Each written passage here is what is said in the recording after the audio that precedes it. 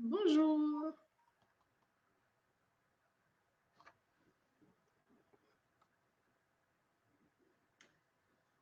Bonjour, bonjour. Est-ce que quelqu'un peut nous mettre dans le chat qu'il nous entend bien?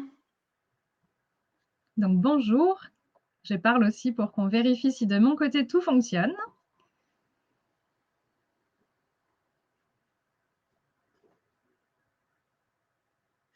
Eh bien, c'est parti, super.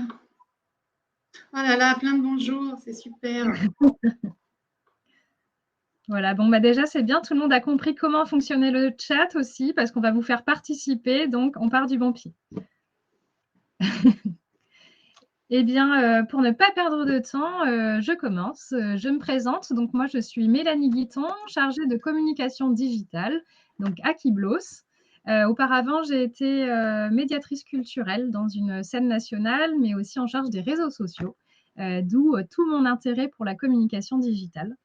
Peut-être que certains d'entre vous, parmi tous nos auditeurs et auditrices aujourd'hui, me connaissent via ma newsletter, les tips de Mélanie, qu'on a lancée fin novembre.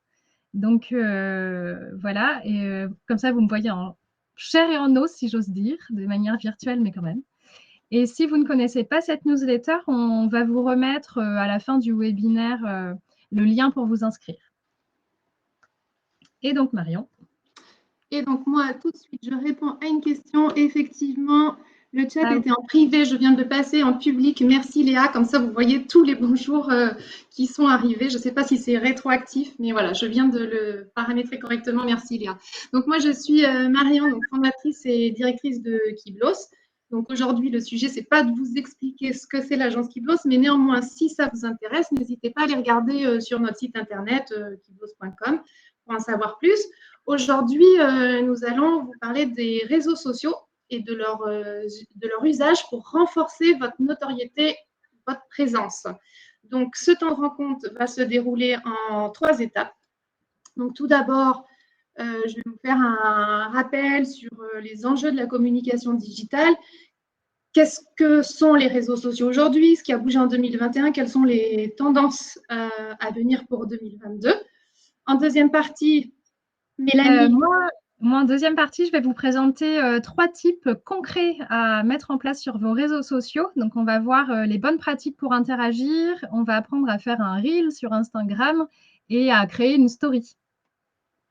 Voilà. Et en troisième partie, nous allons vous poser quelques questions afin d'affiner une formation que nous sommes en train de finaliser. Et on va avoir ainsi vos retours en direct parce qu'on en a vraiment besoin. J'en profite avant de continuer pour vous dire qu'il y a Manon aussi qui est connectée avec nous, que vous n'entendez pas, qui est en train de passer les slides. Voilà, je me permets aussi quand même de l'introduire, même si on ne la voit pas et on ne l'entend pas. Mais voilà, on voit le petit point bleu qui dit bonjour sur la slide. C'est Manon. Alors, et vous, qui êtes-vous?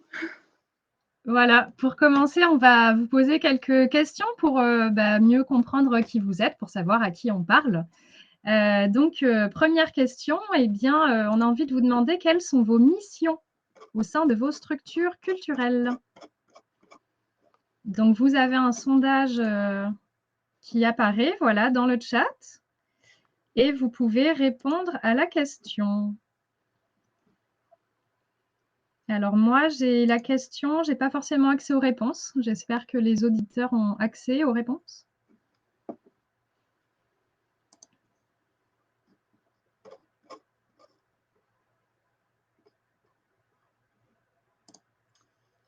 Et oui, alors, terminé ce sondage, 50%, vous êtes en charge de la communication en général et vous êtes 16% être en charge spécifiquement des réseaux sociaux. Donc, on a beaucoup ici de responsables de communication en général. Et il y a une deuxième question, Mélanie. Ouais, et on ne voit pas les réponses, certains disent, pas accès aux réponses des autres. Peut-être que c'est caché, moi je ne les vois pas non plus. Deuxième question en tout cas, vous travaillez pour quel type de structure? Donc pareil, vous avez la question qui s'affiche avec les choix et puis Marion vous donnera les réponses.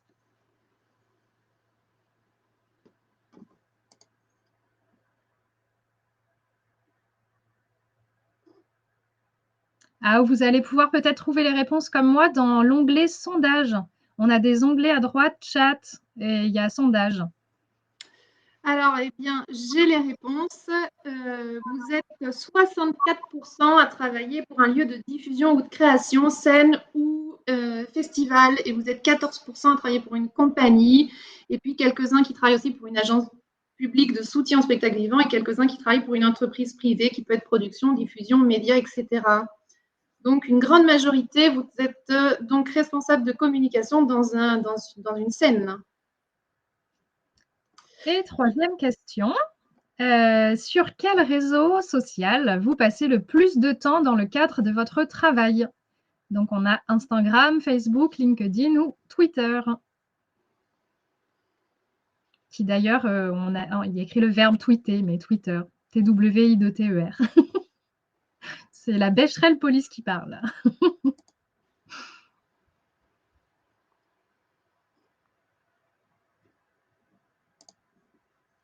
Donc, on vous laisse un petit temps. Alors, c'est intéressant parce que là, Instagram et Facebook sont à peu près à égalité. Hein. Donc, LinkedIn assez loin derrière et puis Twitter vraiment, vraiment, vraiment très loin derrière. Donc, on va dire Instagram et Facebook les grands gagnants. Très bien, ben, merci beaucoup pour votre participation. On a une petite introduction sur la communication digitale. Pourquoi on vous en parle? On a besoin de vous rappeler que la communication digitale, pour nous, elle ne vient pas remplacer des moyens qui sont déjà mis en place dans vos structures culturelles pour faire venir du public dans vos lieux et pour rendre la culture accessible, toujours plus accessible. Pour nous, elle vient vraiment en complémentarité de ces moyens-là. Et elle permet vraiment de se battre contre les croyances limitantes. On sait que les lieux culturels sont encore et toujours trop intimidants.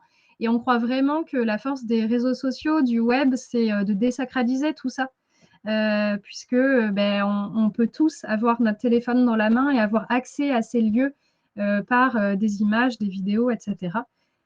Bien sûr, l'objectif final étant la sortie physique. Hein. On ne parle pas forcément de toutes les pratiques numériques, de voir des spectacles en streaming, etc. On traite de la communication digitale pour inviter à faire sortir. Voilà pour ma petite introduction. Et puis, on a un sondage. On a un petit quiz, en fait, avant de commencer à vous parler plus précisément des réseaux sociaux pour connaître vos connaissances sur les réseaux sociaux. Donc, la première question, c'est quelle a été l'application la plus téléchargée au monde en 2021? Donc, est-ce que vous pensez que c'est Instagram, TikTok ou Facebook? Alors, je vois que dans le sondage qui est parti n'est pas ce premier sondage. Le premier sondage, c'est combien de personnes utilisent un téléphone mobile dans le monde. J'ai inversé les deux questions. Et donc, 100% des réponses nous disent 76,4%. Eh bien, ah non, alors attendez, 76%. Alors, c'est quelqu'un là. Alors, ça, là, il y a eu un petit bug technique. Alors, maintenant, en cours de diffusion, c'est le deuxième, pardon. Donc, tant pis, ça l'a effacé, le sondage auparavant. Donc, je vais quand même répondre. Donc, combien de personnes utilisent un téléphone mobile dans le monde?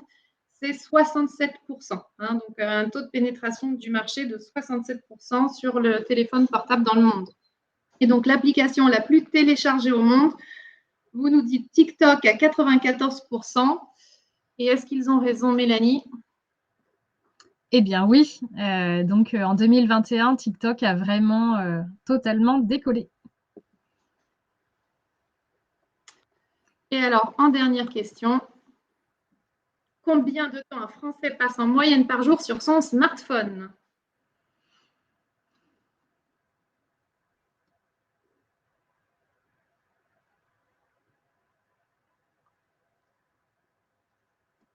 Et pendant le temps de petites réponses, là, j'en profite pour dire que sur vos téléphones, vous avez dans les paramètres une fonctionnalité qui s'appelle bien-être numérique et tout le monde peut avoir accès à cette donnée. Donc, n'hésitez pas à aller voir, vous allez pouvoir voir combien de temps vous passez vous-même sur vos smartphones. Et donc, dans les réponses, vous êtes 50% à nous dire 3h30, et ben c'est vous qui avez raison. Voilà, on passe 3h30 en moyenne en France sur son smartphone chaque jour. Alors, je clôt ce sondage. Et donc, tout ça pour en revenir un petit peu à quels sont donc les réseaux sociaux aujourd'hui. Ça nous a paru important de faire un petit peu de contextualisation. Donc, les réseaux sociaux leaders, les historiques, donc c'est des réseaux sociaux tout public. Nous avons Facebook et YouTube. Donc, quand je dis historique, c'est parce que YouTube existe depuis 2005 et Facebook depuis 2007. On est sur les premiers réseaux à être apparus. Donc, c'est des réseaux qui ont beaucoup d'utilisateurs actifs, plus de 2 milliards chacun, presque 3 pour Facebook. On a 50% à peu près des utilisateurs qui ont entre 25 et 49 ans et un temps de moyen d'une trentaine de minutes par jour sur ces applications. Donc, je précise juste donc l'âge 25-49 ans parce que juste après, je vous dis les réseaux, donc là, qui sont leaders chez les jeunes. Et on a Instagram et TikTok, donc avec des utilisateurs actifs à plus d'1 milliard. Mais là, contrairement à Facebook et YouTube, on est sur des très jeunes. Donc, 71% ont moins de 35 ans avec Instagram et 95% en moins de 35 ans avec TikTok. Donc, on est vraiment sur une autre tranche d'âge, on pourrait presque dire, à chaque génération, son réseau social. Et puis aussi, on voit que c'est des temps passés qui sont beaucoup plus longs, puisqu'on était sur la demi-heure avec Facebook et YouTube, on passe sur presque 1 heure avec Instagram et TikTok. Alors, qu'est-ce qui a bougé en 2021 ? Alors déjà, on a vu la montée en puissance de TikTok, j'y reviendrai tout à l'heure. On a vu aussi que les formats vidéo, ils ont pris de l'ampleur, ils sont devenus les contenus les plus mis en avant par les algorithmes des plateformes. Donc, on a vu par exemple sur Instagram les Reels apparaître. On avait avant les vidéos, ensuite on a eu les formats IGTV, ça a été regroupé. Mais on voit vraiment cette ampleur de la vidéo et surtout cette mise en avant de la vidéo par les algorithmes des différentes plateformes. On a vu aussi la création de contenu sur des réseaux plus professionnels comme LinkedIn augmenter de 30%. Et puis, on a vu d'autres réseaux comme Twitch, Clubhouse, qui étaient des réseaux auparavant plus spécifiques à une certaine catégorie de personnes. Alors, Twitch, c'était les gamers, les gens qui font vraiment du jeu vidéo. Clubhouse, c'était pour les gens qui avaient un iPhone. On est sur un réseau social qui est de l'échange audio. Donc, ils se sont ouverts au grand public. Alors, concrètement, comment ça s'observe dans le spectacle vivant? Alors, dans le spectacle vivant, en 2021, on a bien vu que Instagram, ça n'allait plus être que de la photo. D'ailleurs, le CEO, donc Adam Mosseri, nous a bien dit, ce ne sera plus une application pour partager des jolies photos, mais une application de vidéo. Donc, il a vraiment insisté sur les formats vidéo courts, sur les reels, sur le partage, sur la collaboration, les lives, les interactions avec les commentaires. Et les théâtres ont vraiment commencé à s'ouvrir, à être moins institutionnels. Et donc là, dans les 3 exemples qu'on vous a mis, le premier, le reel, c'est le Théâtre national de Strasbourg, le TNS, qui fait un super reel sur sa recherche de stagiaires. Donc, on vous mettra tout à l'heure le lien, comme ça vous pourrez cliquer et retrouver facilement. Le deuxième, c'est une collaboration, donc quand 2 structures se mettent à faire quelque chose ensemble. Alors là, en l'occurrence, c'est une compagnie et l'espace culturel André Malraux. Et puis, dans le troisième, on voit vraiment plus d'humains dans le feed, parce que là, c'est la scène nationale à Niort, le Moulin du Roc, qui, pour le lancement de sa billetterie en septembre, n'a pas hésité à se mettre en avant et à montrer que le théâtre, c'était aussi des personnes qui y travaillaient. Puis le spectacle vivant sur TikTok en 2021, parce que, alors déjà, avant, le spectacle vivant n'était pas sur TikTok avant 2021. Alors presque, puisque c'est décembre 2020 exactement que Chaillot ouvre son compte TikTok.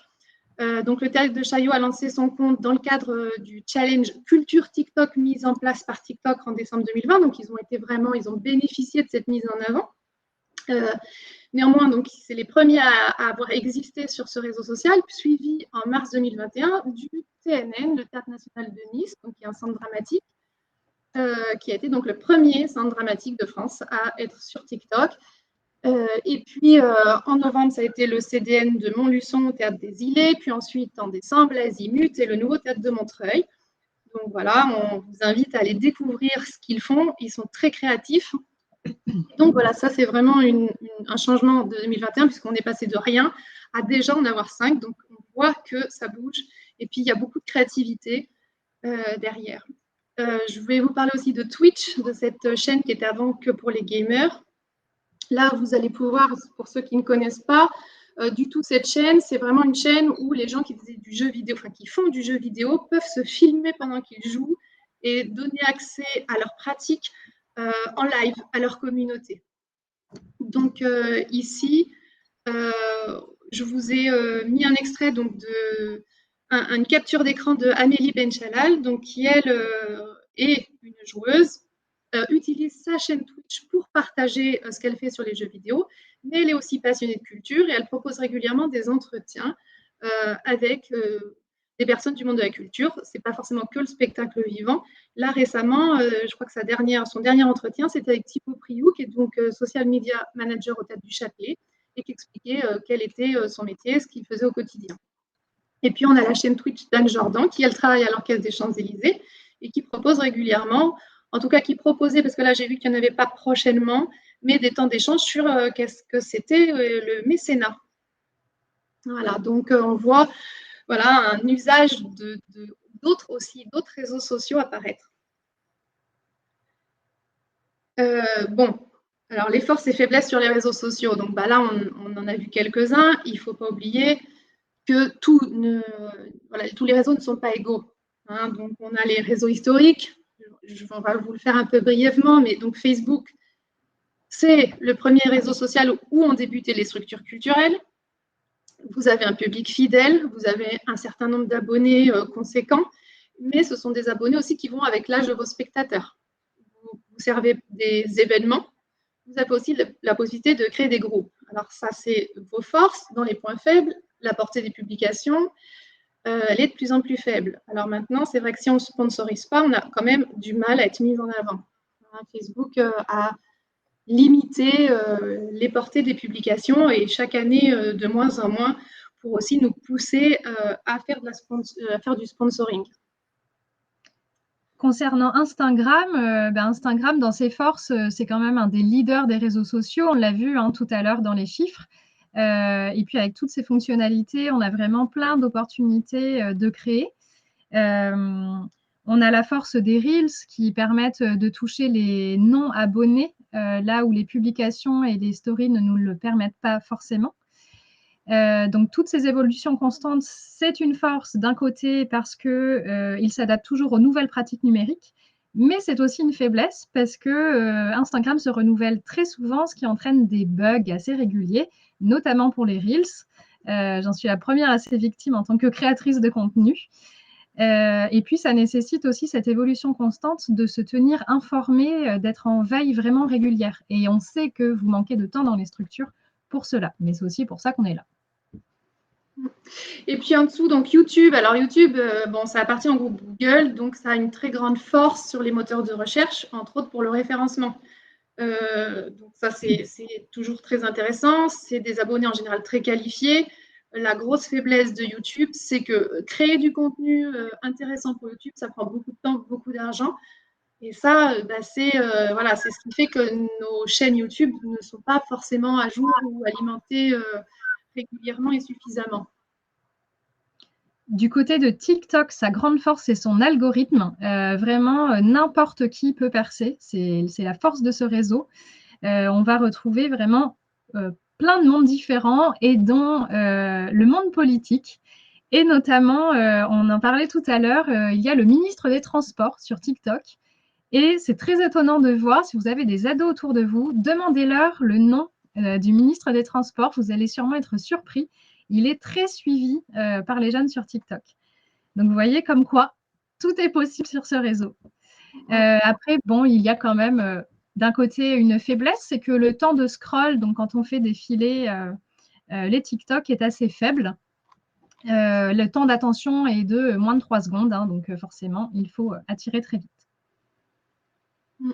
Oui, puis avec un réseau qui a un public très jeune, donc qui n'est pas non plus décisionnaire. C'est pas un public qui va dire ah bah tiens j'ai vu ce spectacle sur TikTok, j'ai envie d'y aller. Voilà, parce qu'on a encore un public très jeune, mais néanmoins qui grandit. Alors, et les tendances 2022. Donc là, on a vu voilà, quels étaient les réseaux aujourd'hui, quelles avaient été les évolutions en 2021. Qu'est-ce qui va se passer en 2022? Alors, en 2022, la grosse tendance, c'est les campagnes d'influence. Alors, elles explosent, les campagnes d'influence. D'abord, qu'est-ce que c'est une campagne d'influence?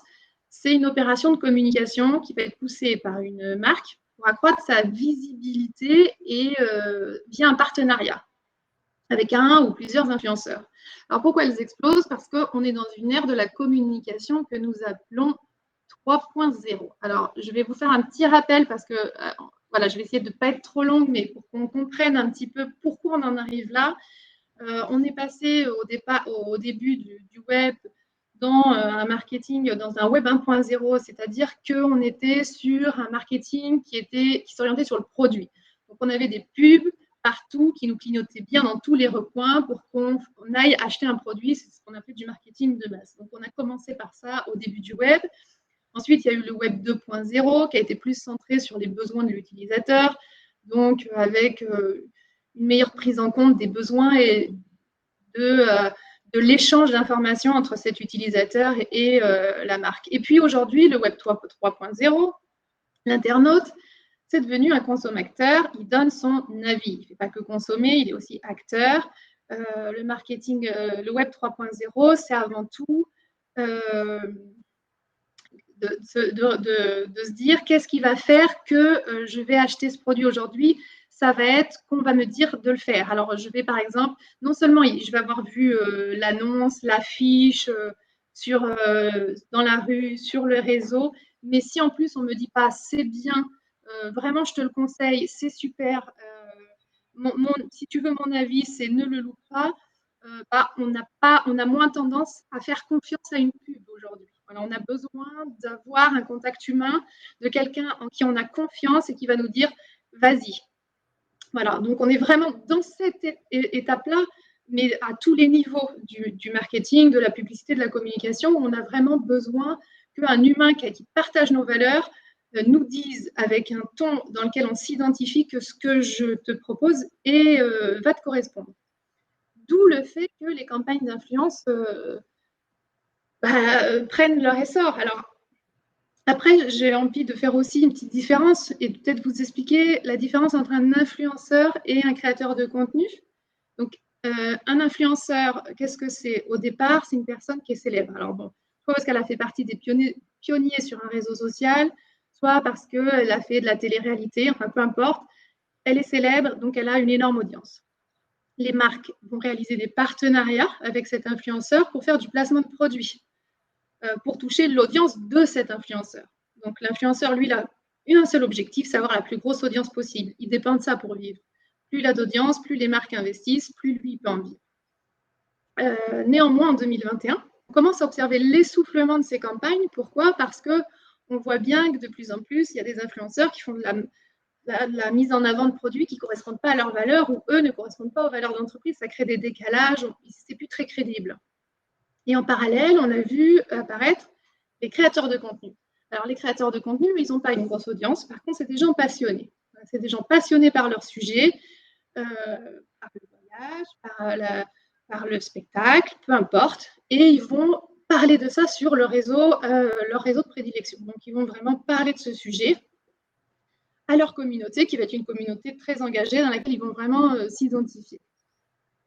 aujourd'hui, on remarque que vraiment les marques, elles se dirigent de plus en plus vers des campagnes de création de contenu et plus tellement vers des influenceurs lambda, bien qu'on essaye, comme les influenceurs ont encore cette énorme communauté, on est en train d'essayer de faire devenir les influenceurs des créateurs de contenu pour que, en fait, les campagnes soient toujours au plus proche des valeurs portées par la mise en avant d'une marque ou d'un produit. Alors, dans le spectacle vivant, nous, on n'a pas d'influenceurs avec des grosses communautés, on a des créateurs de contenu. Alors, on est loin de ce qui existe dans le monde muséal, parce qu'il y a beaucoup plus de créateurs de contenu dans le monde des musées que dans le spectacle vivant. Néanmoins, là, on vous en a mis une petite liste, qui sont des créateurs de contenu ou passionnés de théâtre, ou passionnés de musique, souvent localisés, Amiens, Rennes, Belgique, ou pas forcément. Et qui ont une plus ou moins grosse communauté, mais voilà, eux, vraiment, ce qui leur plaît, c'est de parler de leur passion. Ils vont éventuellement faire des critiques de spectacles, nous les partager via leur réseau. Donc, un peu la question que moi je vous pose aujourd'hui, sachant que c'est vraiment la tendance 2022, c'est est-ce que vous avez autour de vous dans vos publics des habitués, des fans qui viennent souvent au spectacle, dans vos salles, et qui en parlent sur leurs réseaux sociaux. Est-ce que vous pourriez les repérer? Voilà, ces personnes qui vont venir et qui ensuite sur Insta vont publier une photo du spectacle qu'ils ont vu, ou ont une chaîne YouTube, ou voilà. Et ça, ce serait vraiment intéressant de les repérer parce qu'il va falloir réfléchir à comment collaborer avec eux. Hein, parce que le mot collaboration aussi, c'est vraiment quelque chose qui, on va en reparler, fait partie de 2022. Donc, voilà, je vous invite à nous les partager parce que c'est encore très débutant, hein, vraiment, les créateurs de contenu dans le spectacle vivant. Et néanmoins, on est tous un petit peu à l'affût. Je sais que tout le monde est un peu en train de regarder. Alors, je sais, par exemple, justement, dans le Théâtre du Châtelet, disait que des fois, il faisait des partenariats avec un créateur de contenu du monde du spectacle vivant, du monde des musées, puisqu'il disait qu'a priori, les gens qui allaient dans son théâtre, c'était aussi des gens qui allaient au musée. Bon, pourquoi pas. Mais ça nous intéresse aussi d'avoir vos retours sur cette... voilà, sur ces possibles créateurs de contenu qui seraient autour de vous et de voir si vous en avez repéré, qu'est-ce qu'ils font, comment, est-ce que vous avez pu réaliser des partenariats ou pas avec eux. Donc ça, à la fin de notre webinaire, on peut bien échanger avec vous sur ce sujet. Et donc, les tendances 2022, hein, donc TikTok, on a bien vu, ça a émergé en 2019, ça a décollé en 2020. Bon, aujourd'hui, 2021, c'est l'application la plus téléchargée au monde. Elle est même plus consultée que Google. Puis 2022, donc ça va être beaucoup de créateurs de contenu qui vont émerger sur cette plateforme. Mélanie le disait tout à l'heure, que ce soit des hommes politiques qui l'ont bien compris, mais on espère aussi les artistes, les lieux de création de spectacles, parce que vraiment tout le monde y a sa place, et puis n'importe qui peut y avoir son espace. Donc LinkedIn qui s'est démocratisé, les étudiants ils sont plus nombreux, ils sont à la recherche de stages et d'alternance. On a remarqué que les offres postées sur LinkedIn recevaient plus de CV que les offres postées sur Profil Culture. Donc vraiment, LinkedIn, les jeunes en recherche de stages et d'alternance sont extrêmement présents. Et puis pour Instagram, donc on en a parlé tout à l'heure, hein, les Reels, c'est vraiment le format incontournable en 2022. 2021, ça a commencé et là, 2022, vous allez être obligé d'en faire, vraiment. Et puis une autre fonctionnalité, tendance de 2022, ça va être la collaboration. On en a parlé aussi avec la collaboration du théâtre au Kremlin Bicêtre et la compagnie Sage comme Sauvage, Sage comme des Sauvages. Donc, vous allez pouvoir collaborer, alors soit entre théâtres ou avec une compagnie ou avec des influenceurs, comme on le disait. Hein, on en revient à cette première tendance. Voilà, donc tout est possible. Vous avez deux choix de collaboration. Bon, Mélanie, c'est à toi maintenant. Et là, on passe à la partie pratique. Alors, à faire dès maintenant si vous voulez, mais ça va être très très rapide, sinon vous regarderez le replay en tout cas. Ben, alors déjà, premier tip, ça va être connaître les bonnes pratiques pour interagir. Pourquoi je dis pour interagir? Parce qu'on parle de réseaux sociaux. Dans réseau social, on a social. Et c'est important, cette partie-là, parce qu'on aime rappeler que communiquer, c'est bien, mais de créer du lien, c'est mieux. Donc, comment vous allez pouvoir interagir? La première des choses, ça va être de répondre aux commentaires qu'on vous pose, surtout s'il y a une question. Voilà, vous ne laissez pas quelqu'un sans réponse sur un réseau social. En plus, c'est public, c'est à la vue de tous, donc pour qui vous passez si vous ne répondez pas? Ensuite, de répondre aux messages privés, c'est pareil, si on vous pose des questions en privé, répondez. Si c'est juste un compliment, remerciez-les aussi. Juste un merci, ça fait plaisir. Eux, ils prennent du temps pour vous écrire, prenez du temps pour leur répondre, pour faire savoir, voilà, que vous les considérez. La prise en considération de la relation avec vos spectateurs est très importante. Et vous allez me dire: «Oui, ben moi, j'ai pas de commentaires, on m'écrit pas en privé, donc de toute façon, social, bof».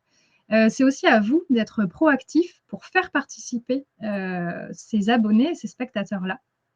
Donc pour ça, vous allez pouvoir rédiger, par exemple, des appels à action. Dans vos publications, n'hésitez pas à leur poser des questions, donc toutes sortes de questions, et de dire aussi, appeler à l'action, de dire: «Dites-nous en commentaire, likez, partagez, commentez». Vous allez pouvoir créer des sondages, donc ça, c'est possible sur plusieurs réseaux sociaux. Et puis surtout, toujours dans la prise en considération, ça va être quand un abonné prend le temps de faire une publication sur votre structure culturelle, et notamment en vous identifiant, partagez-les, partagez leurs publications, likez, commentez, remerciez-les. Si c'est vraiment complet, vous pouvez même leur envoyer un petit message privé pour dire vraiment merci de votre partage, on est content. On ne vous demande pas, voilà, d'écrire un mail complet, mais un merci déjà, c'est beaucoup. Et puis plus spécifiquement pour ces deux réseaux sociaux, là, LinkedIn et Instagram. Sur LinkedIn, vous avez la possibilité d'interagir sous le nom de votre structure. Alors par défaut, en fait, vous allez interagir avec vos profils perso, qui sont pro, hein, mais c'est votre nom. Mais vous pouvez aussi interagir avec votre structure. Pour ça, il y a une petite marche à suivre. On va vous le mettre dans le chat aussi. En fait, au bout de l'URL du post que vous voulez commenter, il suffit d'ajouter un petit complément avec l'identifiant de votre page LinkedIn, en fait. Voilà, c'est la petite astuce que je vous donne. Et puis sur Instagram, on va le voir dans les prochains tips que je vais vous donner. Vous allez pouvoir utiliser les stickers d'interaction. Donc voilà pour mon premier tip. Et le deuxième tip, eh bien, ça va être d'apprendre à faire un reel. Mais déjà, je vais vous demander qui ici, dans nos auditeurs, a déjà fait un reel. Alors ça peut être à titre perso ou pro, peu importe, puisque l'idée c'est juste de savoir si si vous connaissez cette fonctionnalité et que vous l'avez déjà pratiquée. Donc j'attends quelques secondes pour recueillir vos réponses. Puisque voilà, on ne sait pas forcément dans ceux qui nous écoutent où vous en êtes. Alors il y en a, peut-être vous allez vous dire ce que je vais vous dire là pour faire un reel, bon bah je sais déjà tout, ça peut arriver, puis certains vont apprendre des choses.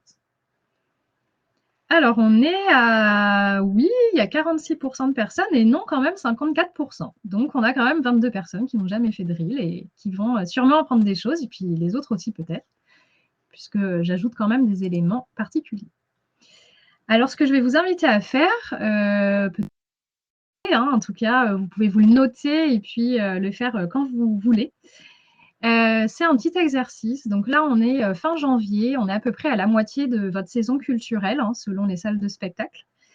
Et donc, eh bien, on vous invite à relancer votre billetterie ou alors à promouvoir le lancement de la billetterie de votre deuxième semestre, puisque avec les nouvelles habitudes des spectateurs, beaucoup se sont adaptés, ont divisé la billetterie en deux parties. Donc, c'est le moment de relancer vos liens billetterie. Et donc, pour ça, on vous invite à réaliser un reel pour communiquer à ce propos.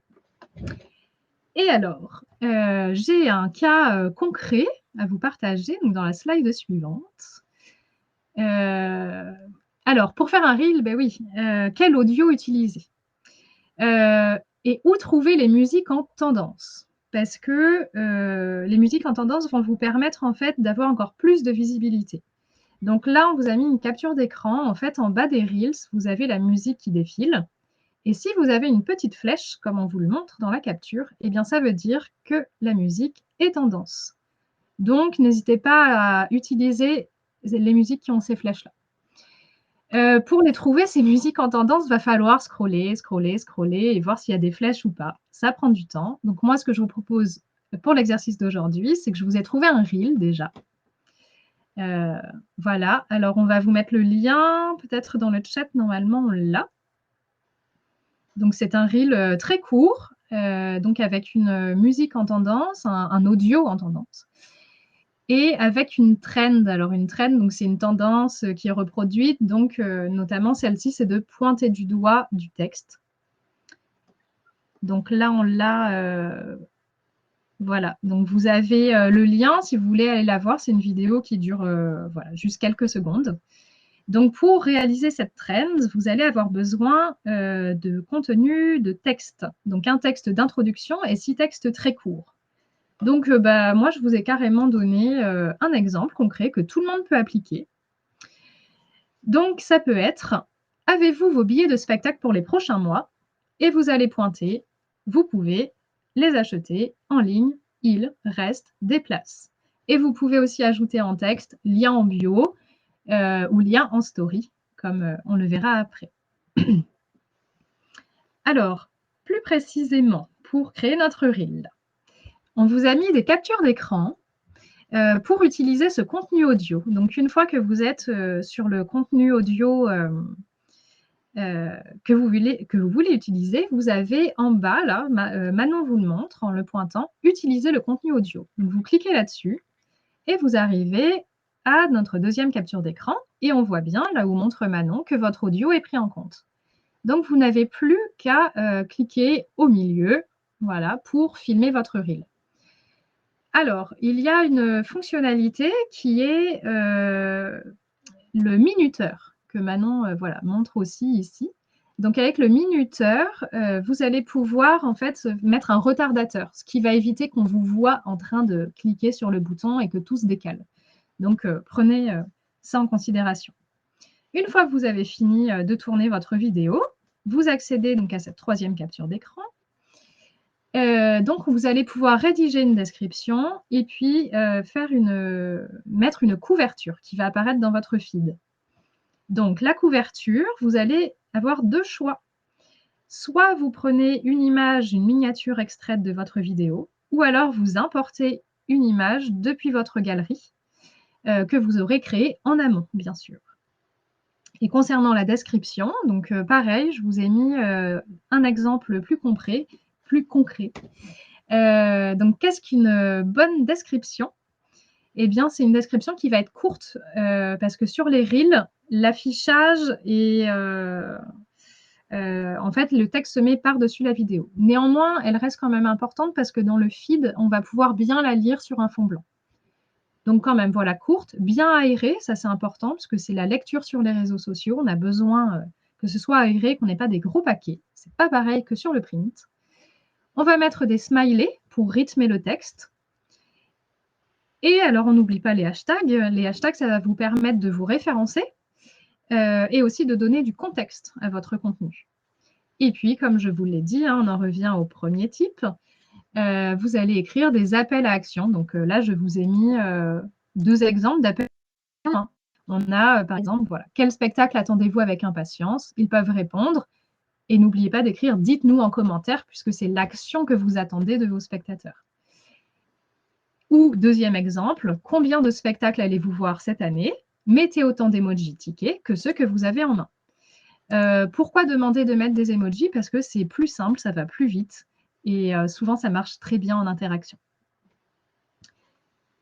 Et voilà, alors là, vous savez faire un reel. Ça a été très… Avant de passer à ta story, il y a 2 petites questions peut-être auxquelles tu peux nous répondre, Mélanie. La première de Nicolas, est-ce que les sons des reels sont comme ceux de TikTok? Car sur TikTok, les comptes pro n'ont pas accès aux mêmes musiques que les comptes perso. Et l'autre question, c'est à quelle heure, jour de la semaine, est-il idéal de poster pour augmenter la visibilité, nous demande Laura. Ok, alors très bonne question. Alors Nicolas, les sons des Reels ne sont pas les mêmes que TikTok, que ceux de TikTok. Donc il y en a qui enregistrent d'abord sur TikTok pour les mettre après sur Instagram. Attention quand on fait ça, parce que quand il y a le logo de TikTok, c'est pas forcément valorisé par Instagram. C'est pas le top. Et après, effectivement, sur Instagram, on a aussi ce souci entre compte pro et perso. On n'a pas les mêmes audios. Moi, sur mon compte perso sur Instagram, j'ai beaucoup plus de choix que sur le compte pro de Kiblos, par exemple. Quand c'est comme ça, moi, il m'est déjà arrivé, en fait, de créer mon reel sur mon compte perso et après, je mets la vidéo depuis le compte de Kiblos. Mais en faisant ça, du coup, j'ai en son audio d'origine Kiblos et du coup, je ne suis plus référencée dans la musique que je voulais. Donc, ma vidéo va être d'un côté quand même de qualité parce que mon son est bon, etc. Mais il n'est pas référencé dans les tendances. Donc, c'est un choix à faire. Moi, je suis toujours en test là-dessus, avec le compte de Kiblos. Et ça arrive qu'en fait, même avec l'audio d'origine Kiblos, on ait quand même de très bonne visibilité. Donc, comme quoi, vaut mieux privilégier parfois sa qualité, le son qu'on veut vraiment, que la tendance à tout prix. Et puis, pour la deuxième question, oh, il y avait d'autres choses là, après. À quelle heure, jour de la semaine, est-il idéal de poster pour augmenter la visibilité? Alors là, pareil, c'est s'adapter, faire du test and learn, comme on dit. Il n'y a pas de secret. Oui, vous allez trouver des jours et des horaires. Néanmoins, est-ce que ça va être le public que vous visez? Et si je vous dis ça, c'est parce que j'ai une expérience personnelle à ce sujet. Moi, sur mon compte personnel, j'ai eu un reel qui a fait 2 millions de vues. Donc, c'est énorme parce que je n'ai rien d'un compte d'influenceuse. Voilà, j'avais 600 abonnés à l'époque. J'en ai eu beaucoup plus depuis ce reel, évidemment. Néanmoins, je n'ai pas eu d'abonnés, ce que j'appelle qualifiés, parce que, en fait, ça a été beaucoup de personnes qui se connectent à 17h à la sortie des lycées. Donc oui, vous allez avoir une grande visibilité à ce moment-là. Donc si vous voulez viser les lycéens, eh bien oui, allons-y, publiez entre 17h et 17h30. Si ce n'est pas ce que vous voulez viser, eh bien voilà, attention. Mais c'est vraiment du test régulièrement. Voilà, j'espère que je réponds aux questions. Il y en a d'autres du coup? Pour les autres questions, je propose qu'on fasse ça peut-être à la fin, puisqu'il reste 3 minutes. Ouais. Et si on veut, ceux qui veulent rester un peu plus longtemps, on pourra prendre quelques minutes pour répondre aux questions. Mais peut-être, voilà, tu nous donnes ton type 3 pour ceux qui seront pressés de partir. Ouais, et le type 3 est très rapide de toute façon. Donc, on vous invite, après avoir fait votre reel, à le partager en story. Donc, pour cela, une fois que vous êtes sur votre reel, vous avez, comme Manon vous montre, ce petit icône d'avion ou de flèche. Vous cliquez dessus, ajoutez un reel en story. Votre reel apparaît dans la story.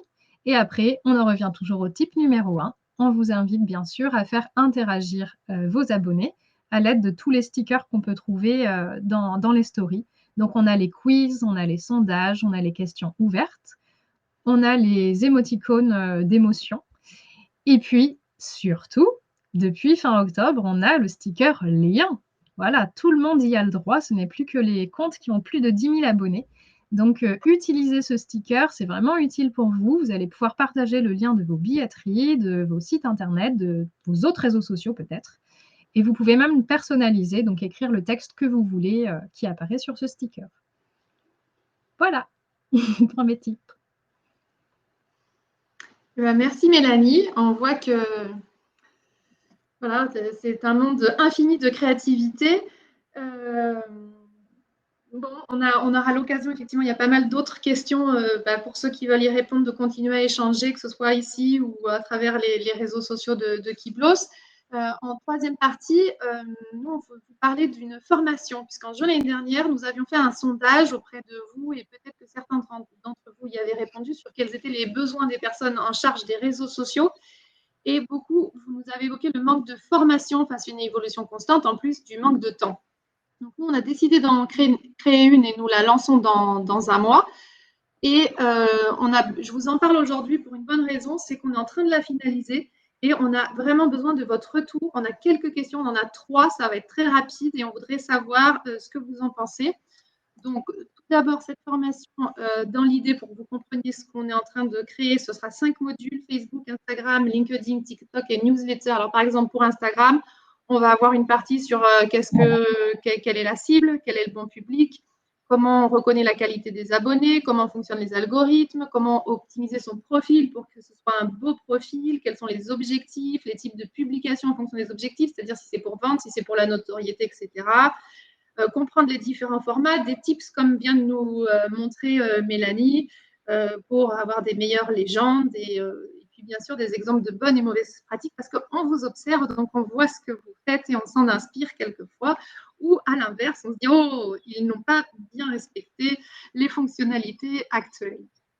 Et donc, cette formation, elle va vous faire évidemment gagner du temps, puisque nous, notre objectif, c'est vraiment de rassembler toutes les connaissances au même endroit de manière structurée, et puis de pouvoir appliquer des conseils en communication digitale, mais vraiment adaptés au secteur du spectacle vivant. Donc, mes 3 questions, c'est une fois que vous avez vu que ça, c'est notre idée de formation, est-ce que vous pensez qu'il serait nécessaire que cette formation soit couplée d'un espace d'entraide autour de la formation ? Donc ça, je veux bien que vous me répondiez, s'il vous plaît, à cette première question qui vient de vous apparaître dans le chat.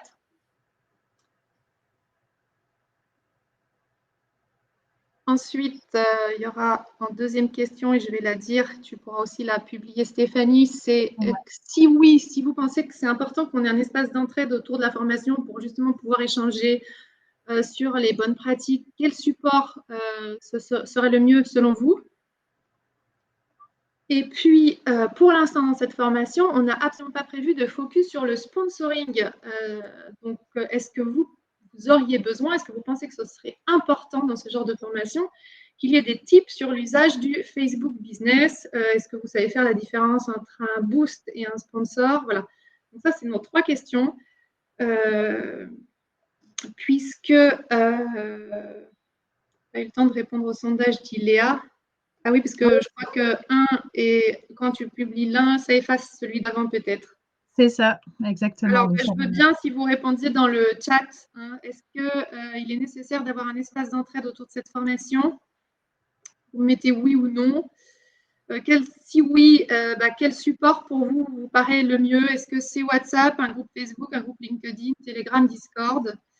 Et puis, est-ce que ça devrait inclure ou pas les bons usages de Facebook? Déjà, donc merci pour vos réponses. Nous, cette formation, elle sera en ligne fin février, mais elle est en pré-vente dès maintenant.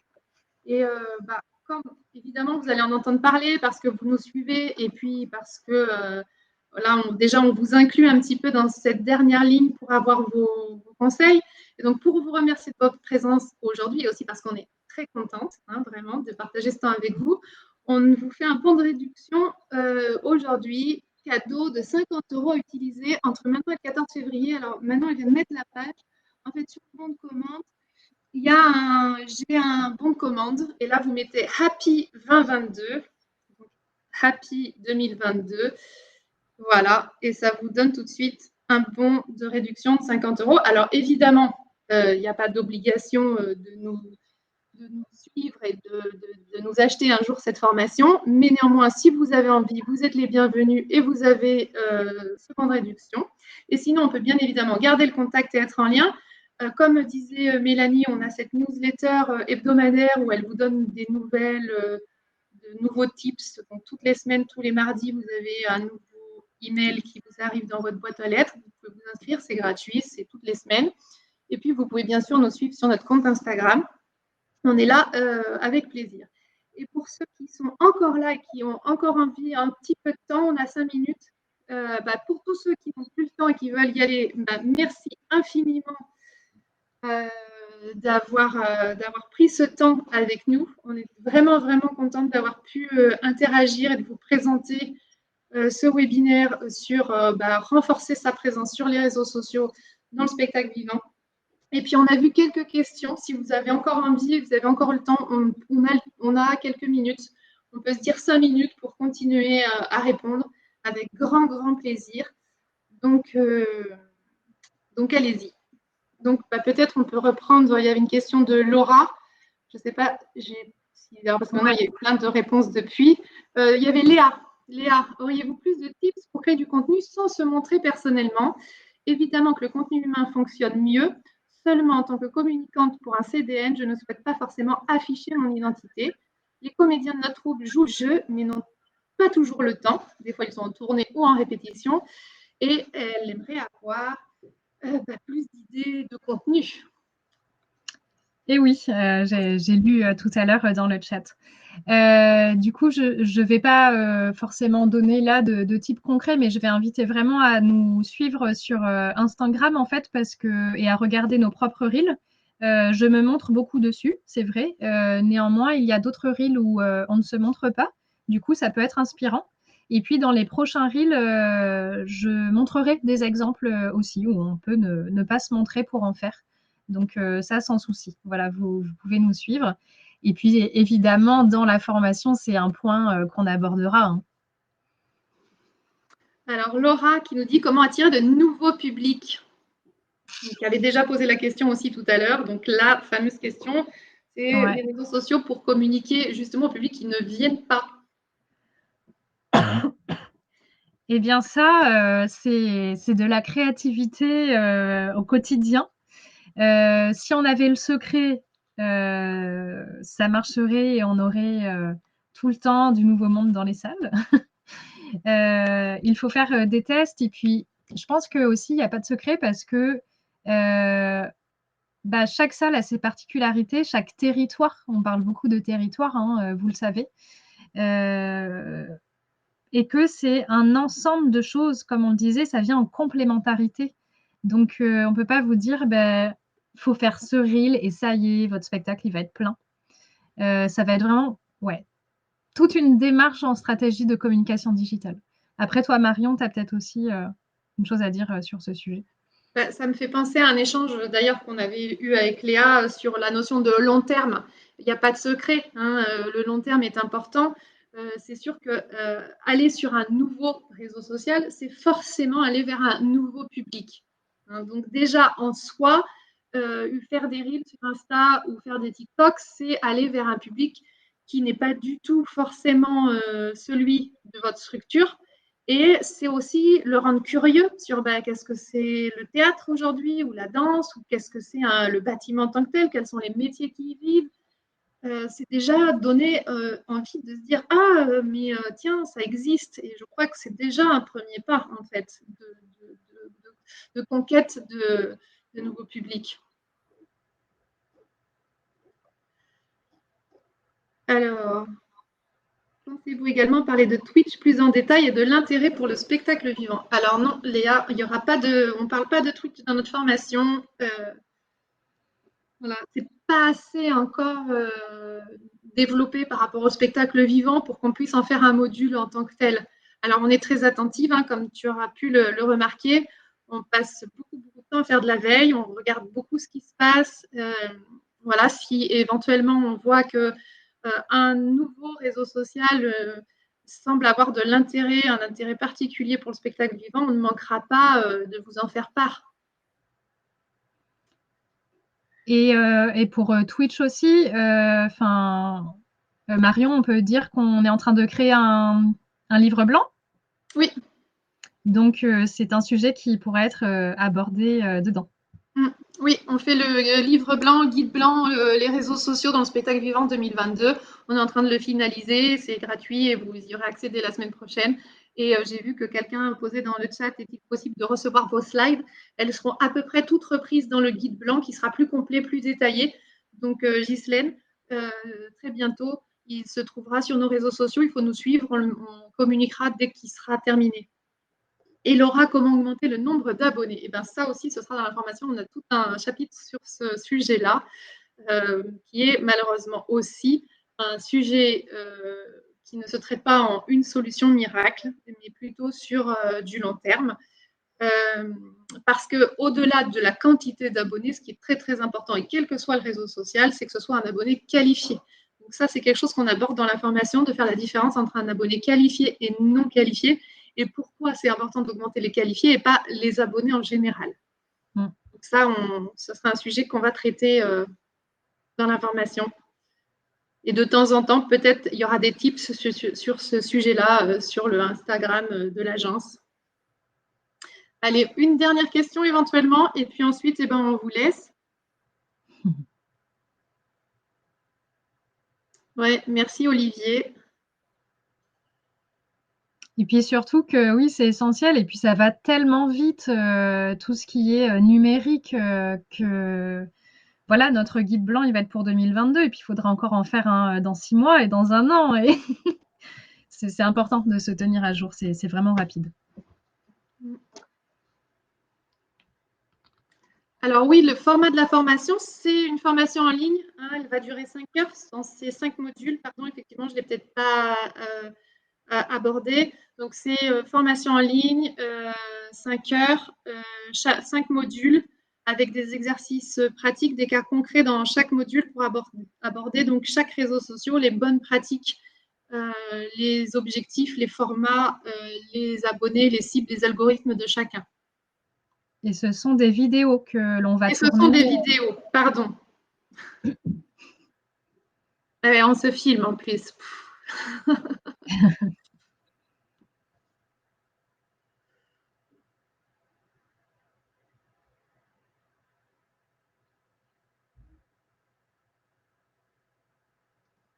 Alors, pour organiser ces publications, Marine, est-ce qu'on a des conseils d'outils gratuits? Oui. Je laisse Oui. Mélanie répondre. Ah bah non, mais vas-y, un outil gratuit. Tu prends quoi? Tu fais quoi? Eh ben, on prend un agenda en papier ou un Excel. On est très doués. Eh Non, bien, après, tout dépend. franchement, le coût du papier, je ris, mais c'est ce que je faisais quand j'étais, donc au Moulin du Roc, hein, il y a, 6 ans et j'avais mon calendrier papier, j'avais tous mes sujets, mais aujourd'hui, on est sur Excel. On a un document, nous, Excel partagé où on met, notre calendrier éditorial. Donc ça, c'est pour organiser ces publications, oui. En ce qui concerne, après la programmation, dans ma dernière newsletter, justement, j'en parlais et je disais que moi, ce n'est pas quelque chose que je pratique, donc je n'ai pas d'outils particuliers. Puis la plupart sont payants pour le coup. Bon, et bien sûr, merci infiniment à tout le monde. Merci d'avoir été avec nous. C'était un vrai plaisir. Je suis très, très contente personnellement d'avoir mené à bien ce webinaire, d'avoir pu parler réseaux sociaux pendant presque 1 heure, d'avoir pu échanger avec Mélanie en amont et pendant. Donc, merci, merci, merci à tous. Et puis, j'espère à très bientôt sur nos réseaux sociaux, sur notre Insta. Et puis, faites le reel de conseillé par Mélanie parce que quand même, là, on vous attend. Voilà, hein, on va les regarder. On va les regarder. Donc, allez-y, jouez le jeu. On a envie de s'amuser aussi. On a envie de voir ce que vous faites. On a envie de se stimuler. Donc, allez-y, c'est parti. Faites les reels que vous a demandé Mélanie. C'est le devoir de moi. Et taguez-nous, envoyez-le nous en message privé hein, pour qu'on soit au courant, hein, parce qu'on vous observe, mais il y en a quand même des milliers, alors qu'on ne les rate pas quand même. Ouais. Très bien. Et ben, merci à tous et bonne fin de journée. Au revoir. Merci.